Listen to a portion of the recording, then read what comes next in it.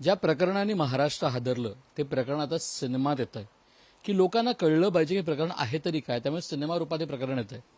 गोष्ट म्हणजे या प्रकरणामध्ये खऱ्या अर्थाने एक भूमिका दीपाली सय्यद सुद्धा करतायत असं एक गोष्ट समोर आली आहे. दीपालीताई माझ्यासोबत आहे. दीपालीताई, स्वागत तुमचं पुढारीवर. एकंदर पाहिलं गेलं जे प्रकरण पाहून महाराष्ट्र हादरलं, मागच्या अनेक दिवसांपासून त्यांची चर्चा खूप मोठ्या प्रमाणावर होत आहे. तुम्ही बिग बॉसच्या घरात होतात, मात्र आता ते प्रकरण सिनेमा रूपात येताना दिसतंय आणि त्यात तुम्ही एक भूमिका करताय. कसं काय पाहताय? मला खरं म्हणजे ना मला माहित नव्हतं, कारण मी 100 दिवस बिग बॉसच्या घरात होते. आम्हाला बाहेर काय चाललंय हे काहीच माहित नव्हतं. तेव्हा आल्यानंतर काही दिवसच गेले असतील आणि स्क्रिप्ट आल्यानंतर कळलं होतं की असं एक खराब प्रकरण, इतकं वाईट प्रकरण महाराष्ट्रात गाजलेलं आहे आणि त्याच्यावर बरेच काही झालेलं आहे, त्यांना अटक झालेली आहे वगैरे वगैरे. सो स्क्रिप्ट आली माझ्याकडे ह्या विषयाला घेऊन आणि मी म्हटलं रीड करूया, आपण विचार करूया. मग विचार केल्यानंतर मला असं वाटलं की आपण महाराष्ट्राची ही भूमी संतांची भूमी म्हणतो, जिथे संत ज्ञानेश्वर, संत एकनाथ महाराज, संत चोखामेळा यांच्यासारखे संत होऊन गेलेली ही जी आहे, ह्या महाराष्ट्रामध्ये अशासारखे भोंदू बाबा येतात आणि ते आपल्याला उल्लू बनवून जातात. आणि हे मला खरंच हे वाटतंय की दुर्दैव आहे आपलं की आपण अशा लोकांसमोर अशा पद्धतीने जातो तो. आणि ही गोष्ट जर लोकांपर्यंत गेली पाहिजे आणि लोकांना कळलं पाहिजे की की अशा लोकांपासून कसं सावध राहिलं पाहिजे. आणि खरं म्हणजे प्रत्येक स्त्रीकडे एक सिक्स सेन्स असतो की ही व्यक्ती कशी आहे किंवा कशी नाही आहे आणि कुठल्या गोष्टीला आपण सामोरं जायला पाहिजे. वाईट चांगलं सगळ्या गोष्टी आयुष्यात होत असतात, पण त्या जे आपल्या आयुष्यात वाईट झालेलं असतं त्या वाईटावर आपण काहीतरी मार्ग काढतो आणि मार्ग काढण्यामध्ये आपण त्या भोंदू बाबांकडे जातो. सो हे जे काही आहे ना, हे कुठेतरी कट झालं पाहिजे, थांबलं गेलं पाहिजे. आणि मला असं वाटलं, त्यामुळे मी ती स्क्रिप्ट रीड करते. स्क्रिप्ट आलेली आहे खरी आणि आता ती स्क्रिप्ट रीड करते आणि जर मला वाटलं की तो करावाच तर मी डेफिनेटली करेन.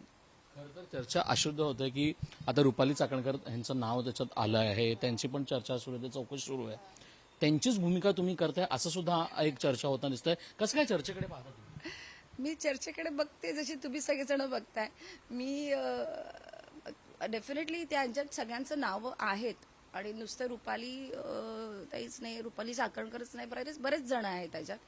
सो मी बघते तो काय आहे, त्यांनी काय झालंय, कशा पद्धतीने ते समोरी गेलेत सगळेजण. आणि मला असं वाटतं ह्या चित्रपटात सगळं काही जे काही असेल ते रिअल असणार आहे. सो रियालिटी बेसवर हा चित्रपट होतोय. त्यामुळे हे तुम्ही जे आता माझ्याकडे आलाय ते एकदम म्हणजे काल रात्री 5 वाजता माझ्याकडे ते सगळे गेले स्क्रिप्ट देऊन आणि ती आता मी रीड करणार आहे. रीड केल्यावर मला कळेल की काय भूमिका आहे प्रत्येकाची, माझी भूमिका काय असणार आहे. हे मी थोडंसं सस्पेन्स ठेवू इच्छिते, कारण कळलं म्हणजे रीड केल्यानंतर मला कळेल की मला तू ही भूमिका करायची आहे की नाही करायची, की कुठपर्यंत जाऊ शकते, काही आपण लोकांना चांगला समाज बोध देतोय की नाही. आणि ते सगळं रीड केल्यानंतरच मी डिसाईड करेन. एक शेवटचा प्रश्न विचारेन. आपण नेहमी असं म्हणतो की सिनेमा हा खरं तर आरसा तो समाजाचा असतो, हे तुम्ही पाळलेलं आहे. तुमचे अनेक सिनेमा एंटरटेनमेंट असो पण तो मेसेज देणारच असतात. कुठे ना कुठे हाच एक विचार आहे सिनेमाला होकार म्हणण्यासाठी किंवा हो म्हणण्यासाठी तुमचा असेल का? कारण अशा गोष्टी जिकडे घडल्या गेल्या तिकडे एक सेलिब्रिटी म्हणून किंवा एक माणूस म्हणून आपण काय करू शकतो, तर आपण हा सिनेमा लोकांसमोर आणू शकतो आणि प्रबोधन करू शकतो. तेच तुमचं म्हणणं आहे? डेफिनेटली मला असं वाटतं की आपण एक कलाकार म्हणून आमच्याकडे खूप स्क्रिप्ट येतात.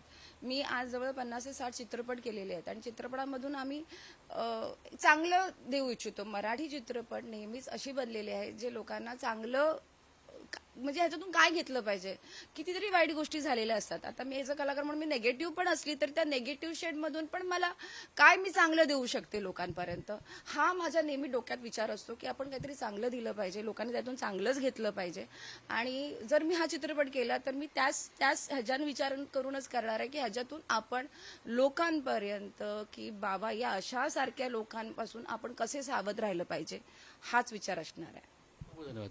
तुम्ही पाहू शकता एकंदर पाहिलं गेलं तर आताच्या घटकेला माझ्याकडे स्क्रिप्ट आली आहे, आता ती मी वाचतंय. मात्र ते होणार की नाही हा पुढचा प्रश्न आहे. मात्र असे सिनेमे लोकांपर्यंत आलं पाहिजे, कारण आपण काय नाही केलं पाहिजे हे सुद्धा लोकांना कळलं पाहिजे. प्रणित सोबत श्रेयसान, पुढारी न्यूज, मुंबई.